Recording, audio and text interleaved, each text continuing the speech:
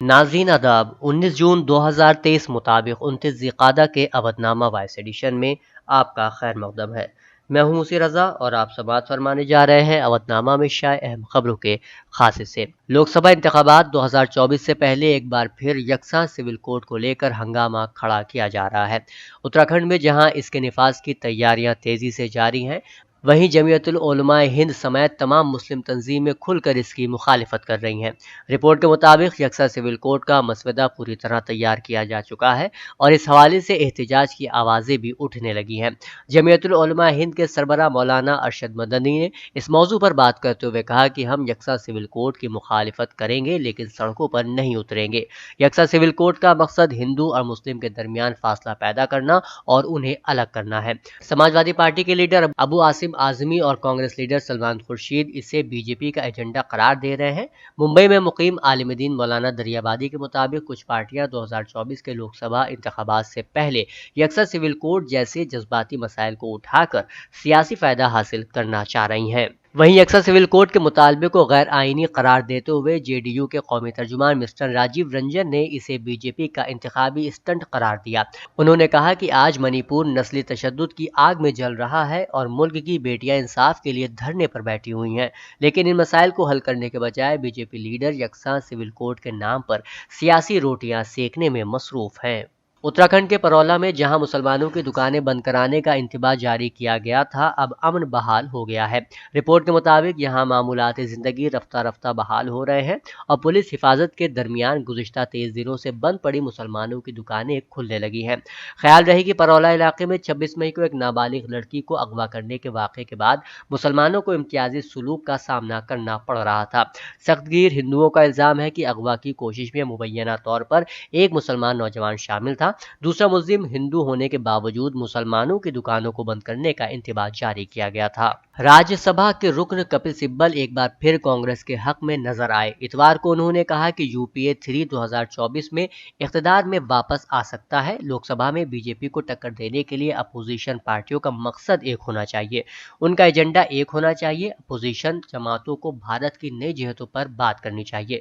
کپل سبل کے بیان کو اہم سمجھا جا رہا ہے کیونکہ 5 دن بعد 23 جون کو بہار کے وزیر اعلیٰ نتیش کمار پٹنہ میں اپوزیشن جماعتوں کی ایک بڑی میٹنگ کر رہے ہیں۔ کانگریس کے صدر ملکارجن کھڑگے، راہل گاندھی، ممتا بنرجی اور اروند کیجریوال سمیت بڑے اپوزیشن لیڈر میٹنگ میں شرکت کریں گے۔ اجلاس میں تمام اپوزیشن جماعتیں اکٹھی ہو کر 2024 میں الیکشن لڑنے کا منصوبہ بنائیں گی۔ اتر پردیش کے بلند شہر ضلع میں ایک 23 سالہ مسلم نوجوان کو مبینہ طور پر درخت سے باندھ کر کچھ لوگوں نے خوب پیٹا۔ اس کے بعد انہوں نے نوجوان کو جے شری رام کا نعرہ لگانے پر مجبور کیا، اس کا سر بھی منڈوا دیا۔ بتایا جا رہا ہے کہ ایک مسلم نوجوان کو ان لوگوں نے چوری کے شبہے میں پکڑا تھا۔ پولیس نے اس واقعے کے سلسلے میں 2 افراد کو گرفتار کر لیا ہے۔ ایک اور خبر کے مطابق عام آدمی پارٹی کے قومی کنوینر اور دہلی کے وزیر اعلیٰ اروند کیجریوال نے اس سال کے آخر میں ہونے والے راجستھان اسمبلی انتخابات کو لے کر سری گنگا نگر میں اپنی پارٹی کا انتخابی بگل بجاتے ہوئے لوگوں کو نئے راجستھان کا خواب دکھایا۔ مسٹر کیجریوال نے اے اے پی کی راجستھان میں پہلی انتخابی ریلی سے خطاب کرتے ہوئے وعدہ کیا کہ اگر عام آدمی پارٹی اقتدار میں آتی ہے تو دہلی اور پنجاب کی طرح راجستھان کے لوگوں کو 300 یونٹ بجلی مفت دی جائے گی۔ انہوں نے راجستھان کے تقریباً 8 کروڑ لوگوں سے عام آدمی پارٹی کو ایک بار موقع دینے کی اپیل کی ہے۔ یو پی کے نائب وزیر اعلیٰ کیشو پرساد موریہ نے اتوار کو گاندھی خاندان پر سیدھا حملہ کیا۔ انہوں نے کہا کہ راہل گاندھی اور پرینکا گاندھی نہیں جانتے کہ غربت کا درد کیا ہوتا ہے۔ جس کو غربت کا درد معلوم نہیں، وہ غریب کا درد کیسے دور کرے گا۔ انہوں نے کہا کہ 2024 میں رائے بریلی میں بھی بی جے پی جیتے گی۔ گوری گنج کے رانجی انٹر کالج میں ایک جلسہ عام سے خطاب کرتے ہوئے نائب وزیر اعلیٰ نے کہا کہ کانگریس کی حکومت مرکز اور ریاست میں اتنے سالوں تک برسر اقتدار رہی لیکن غریبوں کے لیے پکے مکان نہیں بنا سکی۔ S P, B S P اور کانگریس غریبوں کے زخموں پر نمک چھڑکنے کا کام کرتی ہیں۔ وہیں اکھلیش یادو نے کہا کہ بی جے پی حکومت نے اپنے 6 سالہ دور میں ایک بھی پاور اسٹیشن نہیں بنایا اور نہ ہی اس نے بجلی کے پیداوار میں 1 یونٹ اضافہ کیا۔ آج جو بجلی مل رہی ہے وہ سماجوادی پارٹی کی حکومت کے دور میں بنائے گئے پاور پلانٹ کی پیداوار سے ہی مل رہی ہے۔ ایس پی صدر اکھلیش یادو نے کہا کہ اتر پردیش میں صحت کی خدمات تباہ ہو گئی ہیں اور بجلی کا نظام پوری طرح سے تباہ ہو چکا ہے۔ شدید گرمی اور ہیٹ اسٹروک سے عام لوگ پریشان ہیں۔ انہوں نے کہا کہ وزیر صحت آئے دن بلند زبان دعوے کرتے ہیں، لیکن سرکاری اسپتالوں اور میڈیکل کالجوں میں ضروری ادویات تک دستیاب نہیں ہیں۔ حیات اللہ انصاری کی شخصیت جامع صفات کی حامل تھی۔ وہ ایک ممتاز ناول نویس، جید صحافی، ناقد، ماہر تعلیم ہونے کے ساتھ ساتھ تحریک اردو کے قائد بھی تھے۔ انہوں نے پوری زندگی اپنے قلم سے نہ صرف مسلمانوں کی بلکہ ملک میں رہنے والے تمام طبقات کی رہنمائی کی۔ وہ صحیح معنوں میں سیکولرزم کے حامی اور قومی یکجہتی کے علمبردار تھے۔ ان کے یہاں نفرت کے لیے کوئی جگہ نہیں تھی۔ ان خیالات کا اظہار فرنگی محل کے مولانا عبد الوحید ہال میں قومی یکجہتی کے علمبردار حیات اللہ انصاری موضوع پر منعقد قومی سیمینار میں مقررین نے کیا۔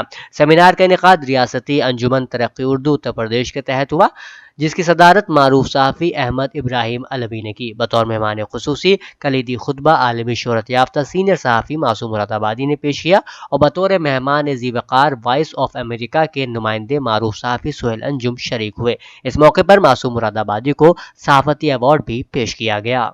اودنامہ میں شائع جہانما خبروں کے مطابق جنوبی افریقہ کے صدر سیرل رامافوسا نے روسی صدر ولادیمیر پوتن سے یوکرین میں جنگ ختم کرنے کی اپیل کی ہے۔ میٹنگ میں مسٹر رامافوسا نے دونوں ممالک یعنی روس اور یوکرین کے جنگی قیدیوں کی واپسی پر بھی زور دیا اور کہا کہ روس کی طرف سے نکالے گئے بچوں کو گھر واپس بھیج دیا جانا چاہیے۔ یوکرین پر روس کے قبضے کے دوران سینکڑوں یوکرینی بچوں کو ان کے خاندانوں سے جبری علیحدگی پر بین الاقوامی فوجداری عدالت نے مسٹر پوتن پر جنگی جرائم کا الزام بھی عائد کیا ہے۔ فلپائن کے بوہول صوبے میں اتوار کی صبح ایک کشتی میں آگ لگ گئی جس میں 65 افراد سوار تھے۔ خبر رساں ایجنسی زینوا کے مطابق کوئی جانی نقصان نہیں ہوا ہے۔ امریکی وزیر خارجہ انٹونی بلنکن نے اتوار 18 جون کو چین پہنچنے کے بعد وہاں اعلیٰ حکام سے ملاقاتیں شروع کر دی ہیں۔ بیجنگ کے سرکاری گیسٹ ہاؤس میں چینی وزیر خارجہ چنگ گونگ نے اپنے امریکی ہمنصب کا استقبال کیا۔ انٹونی بلنکن گزشتہ 5 برسوں میں چین کا دورہ کرنے والے اعلیٰ ترین امریکی اہلکار ہیں۔ ان دونوں روایتی حریف ممالک کے باہمی تعلقات ان دونوں اپنی نچلی ترین سطح پر ہیں، اسی لیے سیاسی مبصرین کی رائے میں اس دورے سے صورتحال میں تبدیلی یا دو طرفہ اختلافات میں کمی کے امکانات کافی کم ہیں۔ بنگلہ دیش کی پولیس نے ایک ایسے سیاستدان کو گرفتار کیا ہے جس پر الزام ہے کہ وہ صحافی کے قتل کا ماسٹر مائنڈ ہے جس نے سیاستدان کے خاندان کے بارے میں خبریں لکھی تھی۔ ڈان اخبار کی رپورٹ کے مطابق ملک کی ایلیٹ ریپڈ ایکشن بٹالین یعنی روب نے ایک بیان میں کہا کہ محمود العالم بابو کو ملک گیر تلاش کے بعد بھارتی سرحد کے قریب سے گرفتار کیا گیا۔ 50 سالہ سیاستدان پر بدھ کے روز غلام ربانی ندیم کے قتل کی سازش کرنے کا الزام عائد کیا گیا ہے، جنہیں ضلع جمال پور میں ان کے گھر کے قریب مردوں کے ایک گینگ نے تشدد کا نشانہ بنایا، جس کے بعد وہ اسپتال میں دم توڑ گئے تھے۔ یونان میں تارکین وطن کی کشتی ڈوبنے کے حادثے پر نسل پرستانہ تبصرہ کرنے پر دائیں بازو کی سیاسی جماعت سے تعلق رکھنے والے یونانی رکن پارلیمنٹ کی پارٹی رکنیت معطل کر دی گئی۔ ڈان اخبار میں شائع خبر رساں ادارے AFP کی رپورٹ کے مطابق یونان کے کوسٹ گارڈز حادثے میں بچ جانے والوں کی تلاش جاری رکھے ہوئے ہیں، جس میں اب تک 78 افراد کی موت واقع ہو چکی ہے۔ حکام کے مطابق زندہ بچ جانے والوں کو تلاش کر لینے کی امیدیں وقت گزرنے کے ساتھ ساتھ دم توڑتی جا رہی ہیں۔ کوسٹ گارڈز نے اب تک 104 افراد کو ریسکیو کر لیا ہے۔ اودنامہ میں شائع مضامین کو مکمل طور پر پڑھنے کے لیے اودنامہ کی ویب سائٹ www.awadnama.com پر وزٹ کریں اور ای پیپر پر کلک کریں۔